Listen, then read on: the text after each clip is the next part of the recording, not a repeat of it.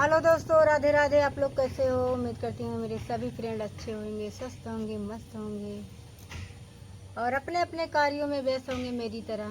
तो लेकर आए हैं छोटा सा नाच गीत, नीलम और सालू। आप लोग देखना।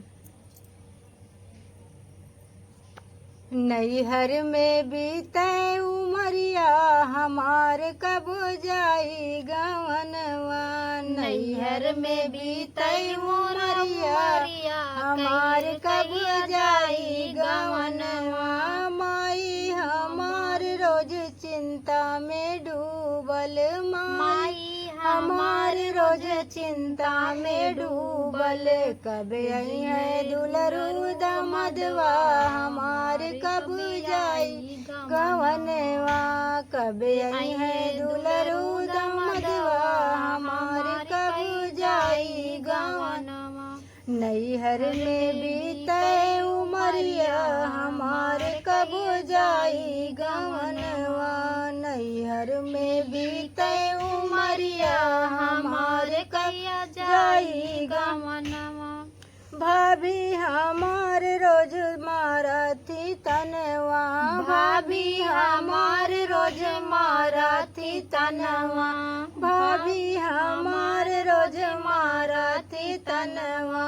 कैले हम कवन करमवा हमार कब जाई गवनवा। कैले हम कवन करमवा हमार कब जाई गवनवा। नैहर में बीते उमरिया हमार कब जाई गवनवा। नैहर में बीते उमरिया हमार कब जाई गवनवा। सखिया सहेली सब अपने ससुरवा, सखिया सहेली सब अपने ससुरवा, सखिया सहेली सब अपने ससुरवा। हम कैसे हमारे कैसे लिखा करमवा हमार कब जाई गवनवा। हमार कैसे लिखा करमवा हमार कब जाई गवनवा।